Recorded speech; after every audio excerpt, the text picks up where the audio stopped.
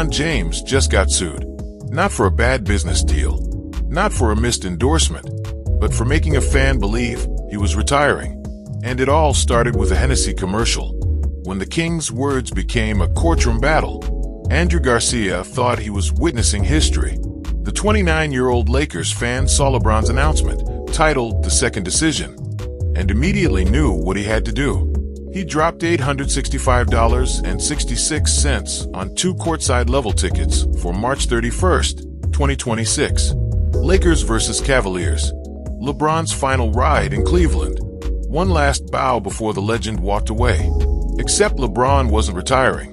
He was selling cognac. Garcia didn't laugh it off. He didn't post a meme and move on. He filed a lawsuit. He wants his money back. And he's accusing LeBron James of fraud, deception, and misrepresentation.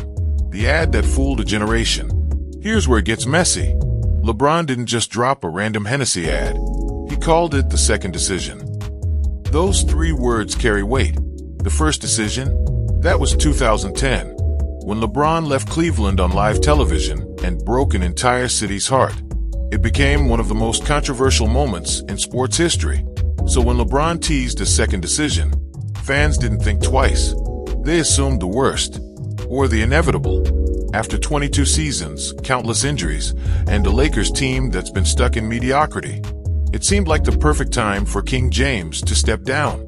But that's not even the wild part. LeBron knew exactly what he was doing. After the ad dropped, he quoted Hennessy's tweet and added 3 telling emojis: a wink, a tongue out, and his signature crown. It wasn't an apology. It was a flex. He played the game, and the fans lost. Why this lawsuit matters more than you think. Garcia isn't just some angry fan looking for attention. He's making a point. In his filing, he argues that LeBron's announcement was deliberately misleading. The name, the tone, the timing, everything pointed toward retirement.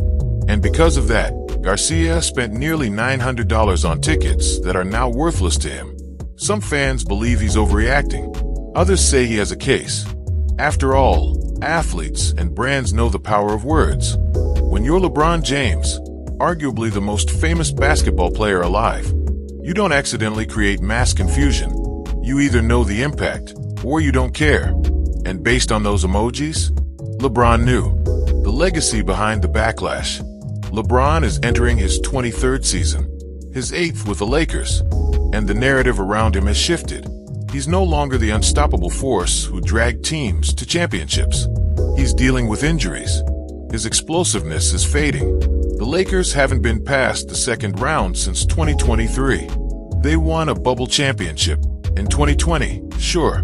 But since then, first-round exits, sweeps, disappointment. Fans are tired. They've watched LeBron promise championships while the front office fumbles roster moves. They've seen him play alongside his son, Bronny, in what many called a publicity stunt. And now, they're watching him tease retirement for a liquor brand.